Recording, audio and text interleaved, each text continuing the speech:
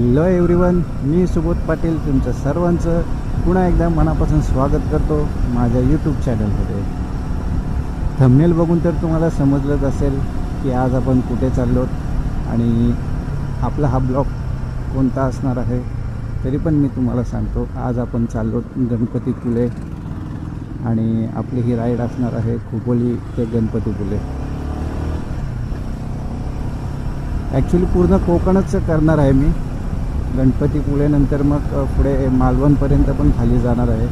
त्यामुळे तुम्हाला आपल्या या राईडचे 2 ते 3 पार्ट बघायला मिळतील. छत्रपती शिवाजी महाराज की जय. जय शिवराय, जय शंभूराजे, जय जिजाऊ, जय महाराष्ट्र. अखंड हिंदुस्थानाचे स्वप्न बघितलेले आपले महाराज सिंहासनाधीश्वर छत्रपती शिवाजी महाराजांना मुजरा करून त्यांना मानवंदना देऊन आपण चाललो गणपतीपुळेच्या दिशेने. सकाळी सकाळी पूर्ण खोपोलीमध्ये इतका धुका आहे ना, व्ह्यू एकदम कमी आहे, पण एवढं भारी वाटतं आहे, गारगार, खूप छान वाटतं आहे. सकाळी सकाळी बाहेर फिरायला मज्जा खूप येते. बघा तुम्हाला कॅमेऱ्यामध्ये मला वाटतंय नाही दिसतंय, एकदम धुकाच धुका आहे. आता एकदम क्लोज आहेत आपल्या गाड्या, त्या दिसत आहेत, पण लांबपर्यंत बघा तुम्ही, तो समोरच डोंगर आहे. मला वाटतं 200 मीटरवर पण 200 मीटर पण नसेल, डोंगर आहे, तो दिसत नाही आहे. हे विचार करू शकता तुम्ही किती धुका आहे सकाळी सकाळी. आणि त्यात तरी 7:30 वाजलेत, एकदम पहाट पण नाही. पहाटे निघालो असं तर बाबा खूपच धुका दिसला असता आपल्याला. मी जे ग्लोव्ज घातलेत, रायडिंग जॅकेट घातला आहे आणि रायडिंग पॅन्ट घातली आहे. ॲक्च्युली ती विंटर नाही आहे, म्हणजे थंडीसाठीची नाही आहे, खास करून ती उन्हाळ्यासाठी आहे. म्हणजे गरमी व्हायला नको, थोडीशी हवा आतमध्ये लागली पाहिजे. त्यामुळे या थंडीमध्ये ना आतमध्ये मला खूप थंडी जाणवते आणि त्यामुळे मी स्पीड थोडा कमीच ठेवला आहे, जास्त गाडी वाटायला नको. आणि हात जर असे थंडीमुळे जर आखडले ना तर मग बाईक चालवायला थोडा प्रॉब्लेम होईल. त्यामुळे मी थोडा स्लोच चालतो आहे. रोड आहे चांगले, ठीक आहे बोललो. पुढे थोडासा ऊन आला तर पुढे रोड भेटतील चांगले, मग तेव्हा थोडासा स्पीडअप करू आपण. घाई नाही करायची. 2 दिवस चाललो आहे, आरामात जायचं आहे, आरामात यायचं आहे. भले 1-2 ठिकाणी कमी फिरायचं, पण आरामात जायचं. ते पाली रोडचं संपूर्ण जंगल धुक्यामध्ये हरवून गेलं आहे, बघा तुम्ही. पावसाळ्यामध्ये सगळी झाडे, गवत एकदम हिरवागार टवटवीत असतो. पाऊस जायला लागला ना का तसं उन्हामुळे झाडे, गवत सुकायला लागतं. पण तरी पण तुम्ही ह्या रोडची सुंदरता कमी होत नाही, बघा तुम्ही.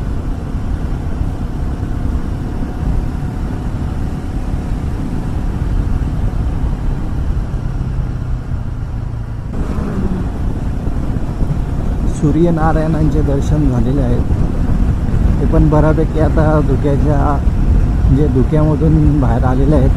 पूर्ण दिसत नाहीत अजून, पण धुक्याच्या आड आहेत अर्धे.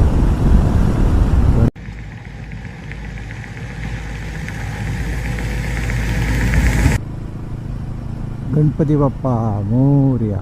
पालीमध्ये आलोत आपण, पण मंदिराकडे नाही जाणार आपण. महाबळेश्वरला आणि दिव्यागरला जायला जेव्हा आलेलं ना, पूर्ण झाडी भरलेली होती, हिरवीगार. ती साईडला जी नदी आहे ती दिसतच नव्हती, पण आत्ता सगळे सुकलेत तर सगळा आरपार दिसते. म्हणजे नदी वगैरे ती पूर्ण दिसते. सूर्यदेव मस्तपैकी आलेले आहेत समोर. आता थोडीशी ऊब जाणवेल आणि जरा बरं वाटेल. आता आपण लागलेलो आहोत NH-66 म्हणजेच नॅशनल हायवे क्रमांक 66ला. आत्ता गाडी चालवायला मजा येईल हायवेला. आता कसं थोडासा थंडी कमी वाटेल, ऊब जाणवेल आणि रोड पण चांगले, त्यामुळे आपल्याला थोडा स्पीडअप करायला भेटेल. जसं मी तुम्हाला म्हटलं की मी आता चाललो आहे गणपतीपुळेला.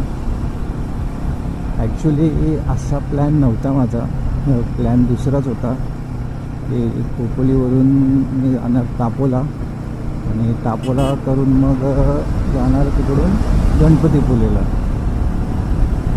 पण झालं असं की रात्री मला आहे ना झोपच नाही लागली. प्रत्येक अर्ध्या एक तासाने मला जाग येत होती, काय राईडची एक्साइटमेंट किंवा काय म्हणा, पण झोपच नाही लागली. आणि त्यात काल दादा मला म्हटलं की तापोला जाऊ नको, तापोलामध्ये आता जाऊन तुला काय बघायला मिळणार नाही, काय मजा येणार नाही.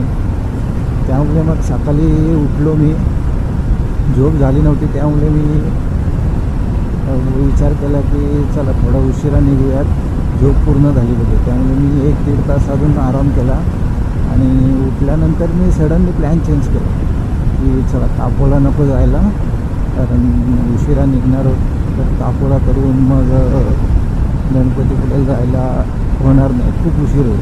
आणि मी एकटं ठरवलेलं की आरामात जाणार, घाई फास्ट गाडी चालवायची नाही. त्यामुळं मी तापोला कॅन्सल केला आणि इथून मी डायरेक्ट आता गणपतीपुळे जाणार आहे. मध्ये काय असेल स्पॉट तर तिथे जाणार आणि मग गणपतीपुळे, आणि मग उद्या आज गणपतीपुळेला स्टे करणार आणि मग उद्या पुढे मालवणकडे निघणार.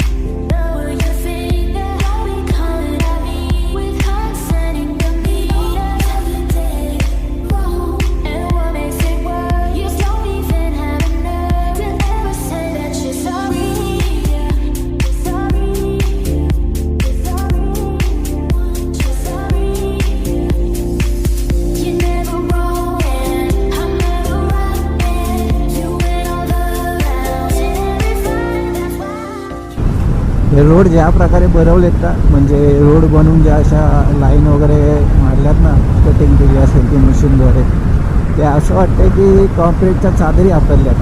म्हणजे चटया आपण म्हणतो ना, जेवायला वगैरे बसायला किंवा कार्यक्रम असला की सतरंजी अंतरतो ना, असं वाटतं कॉन्क्रीटच्या सतरंजी अंतरल्यात. बघा ना तुम्हीच, तसंच वाटतंय का नाही.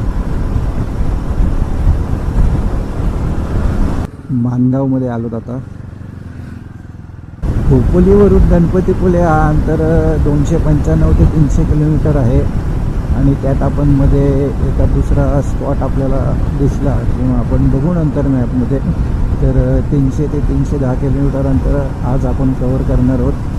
अच्छा, इकडे कोकणात येणं मी कधी आलो नाही, म्हणजे असं बाईकवर कधी आलेलो नाही आहे. कारमध्ये आलो आहे फॅमिलीसोबत. त्यामुळे कारमध्ये असलं ना की रोडची मजा घेता नाहीत, रोडच्या आजूबाजूचे जे सीन असतात त्याची मजा घेता नाहीत आणि लक्षातही नाहीत आपण कुठे आलो काय आलो. बाईकवर कसं आहे ना, प्रत्यक्षात आपल्याला रोडची, आजूबाजूच्या गावांची जे एखादा व्ह्यू असेल त्याची मजा घेता येते आपल्याला. ती मजा घेत आपण जातो आणि माहिती पण होते आपण कुठे आहोत काय आहोत. Travel in a car is like watching a movie, but travel in a bike is like you are in the movie. आपण कारमध्ये जेव्हा फिरतो ना, तर असं वाटतं की आपण एखादी मूवी बघतोय थिएटरमध्ये म्हणून. पण बाईकवर जेव्हा आपण फिरतो ना, तेव्हा असं वाटतं का आपण त्या मूवीमध्ये आहोत.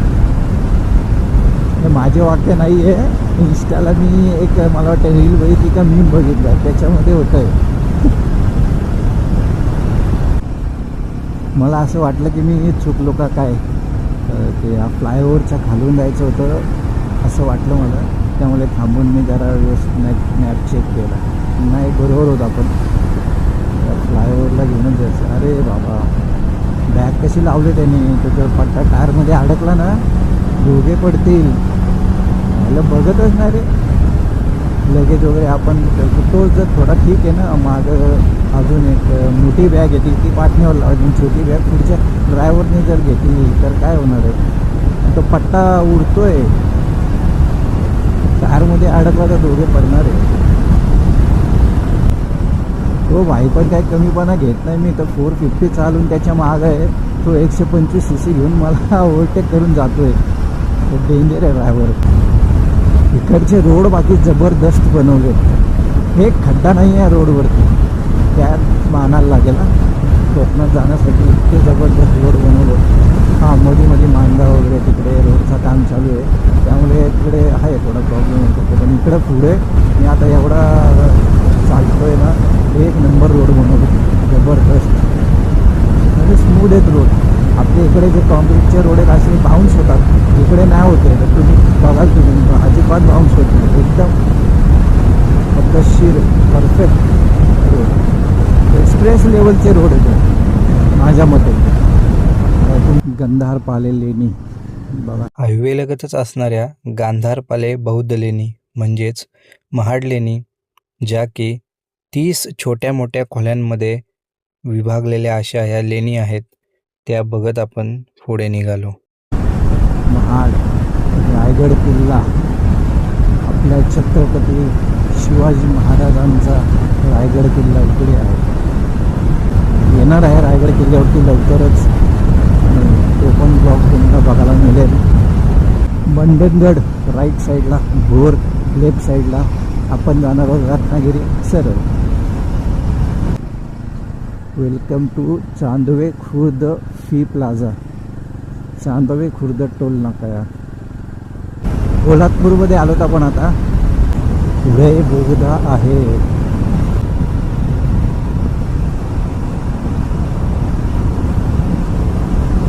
इथे पेट्रोल महाग आहे, 105 रुपये 49 पैसे.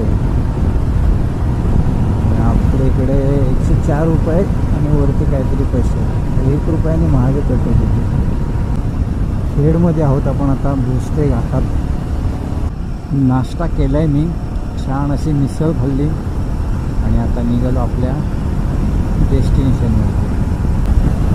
कोकणात मी आलो आहे, पण असं गणपतीपुळेला मी अजून एकदाही नाही आलो. मी पहिल्यांदाच गणपतीपुळेला चाललो आहे. कोकण म्हणजे तिकडं दापोली, दिव्यागर, हरिहरेश्वर, तिकडं तेवढंच फिरलो.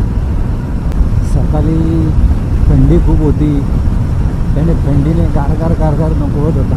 आणि आता ऊन इतका चावतोय ना, असं वाटते ऊन नको. कंपन्याच्या केमिकलचा पूर्ण वास येतोय, हेल्मेटमध्ये पण वास येतोय. कोकणामध्ये डेव्हलपमेंट करतात, कंपन्या आणतात, रोड मोठमोठे हायवे बनवतात, पण कोकणाची पूर्ण वाट लावून टाकतात. जा ना शहरी ठिकाणी, मुंबई वगैरे, ते बेंगलोर, पुणे, तिकडं करावं तुम्ही बिल्डिंग, तिकडं करावं तुम्ही कंपन्या. कोकणात येत आहे आणि कोकणाची वाट लावून टाकतात सगळी.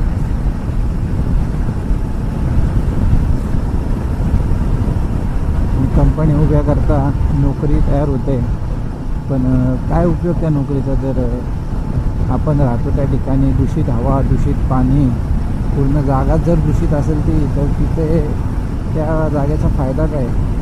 मी हेल्मेट घातलेला असून मला इतका घाण वास येत होता ना. परशुराम घाट सुरू, त्या घाटाचं काम चालू आहे, एकदम जबरदस्त आहे काम चालू. आत्ता पण भारी आहे, अजून एक बाजू वाढवत आहेत बघा, खूप भारी होणार आहे घाट पण. कोकणात येण्या जाण्यासाठी रोड वगैरे बाकी मात्र एकदम जबरदस्त बनवले. Google map OP. तर आत्ता करत वाटते कोकणात आलो आहे. रोड बघा तुम्ही, असं वाटतं एक आंब्याच्या बागेत, काजूच्या बागेत, कणबात वगैरे चाललो आहे, असे रोड आहेत. इथं एक राईट साईडला एक रोड गेला, तो वेलनेश्वरकडे जातो, पण मला वेलनेश्वरला नाही जायचं आहे, त्यामुळे मी इकडे बोललो. इकडून गणपतीपुळे 63 किलोमीटर आहे आणि गणपतीपुळेच्या अगोदर मला जिथे जायचं आहे ते 32 किलोमीटर आहे. आणि ते 32 किलोमीटर जाण्यासाठी वेळ किती दाखवतो आहे, 1 तास 9 मिनिटे.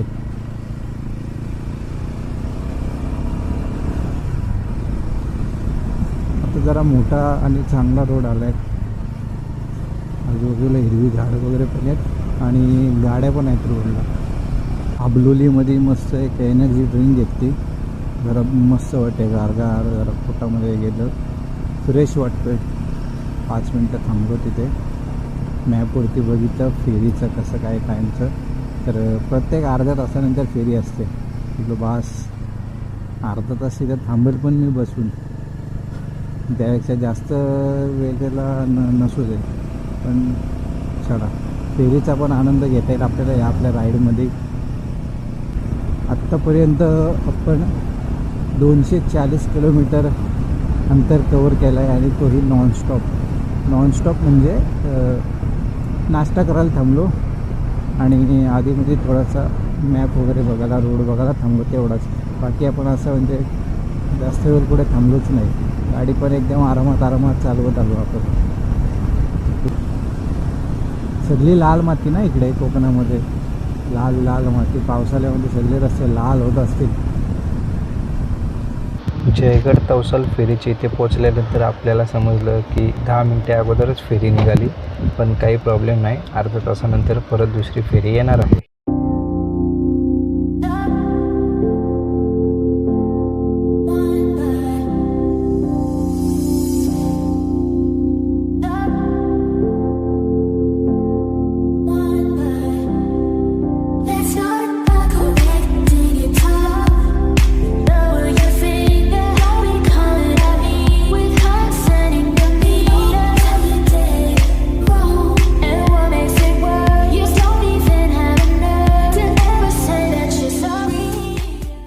आता आलेली आहे फेरी. तीच फेरी असेल आपल्याला घेऊन जाणारे, पण तिकीट काउंटरवरती कोण नाही आहे, ते गेले जेवायला. तर बघू कसं होतंय. तिकीट काढलाय, 80 रुपये तिकीट आहे आणि आता चाललो आपण फेरीमध्ये सगळ्यात पहिले 4 व्हीलर सोडल्या. त्यामुळे 4 व्हीलर मधले जे होते ते अगोदरच वर जाऊन बसले आणि त्यामुळे सगळ्यांच्या पहिले मी येऊन सुद्धा मला खाली उभं राहायला लागलं. पण ठीक आहे, असू द्या, आपण आपल्या बाईक जवळ उभं राहून आनंद घेऊया.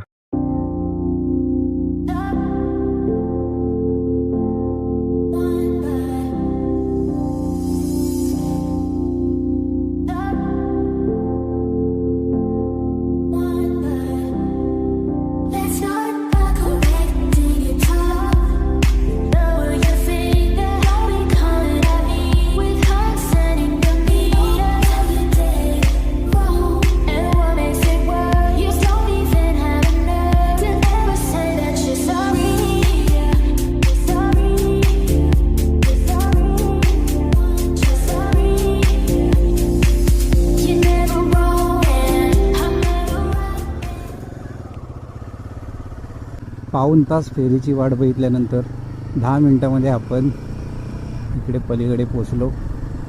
आता आपण जाऊया कुठे? Ganpatipule.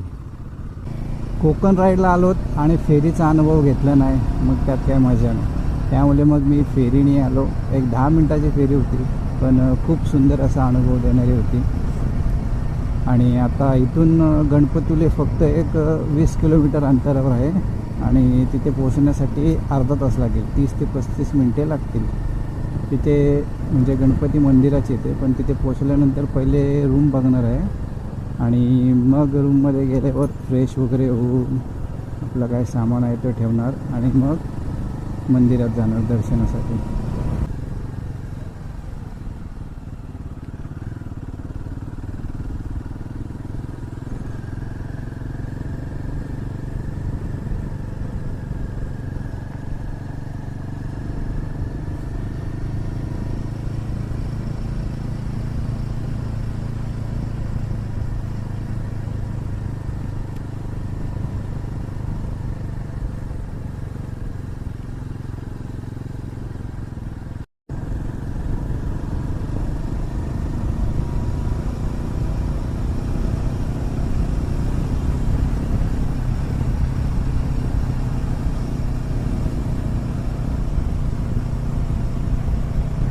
A few moments later. हा रूम स्टे आहे आपला थॉर इथे उभा आणि इथे जेवणाचं आहे हॉटेल.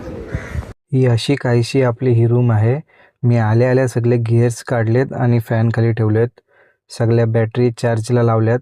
बाथरूम पण स्वच्छ आहे, पाणी वगैरे पण आहे. आम्ही wifi free, wifi name, wifi password, for help number वगैरे व्यवस्थित आहे. रूममध्ये येऊन फ्रेश झाल्यानंतर आपण लगेचच जेवण केला आणि मंदिराकडे निघालो. मंदिराच्या आतमध्ये व्हिडिओ काढण्यास व फोटो काढण्यास मनाई असल्या कारणाने आपल्याला आतमध्ये काही शूट करता आलं नाही.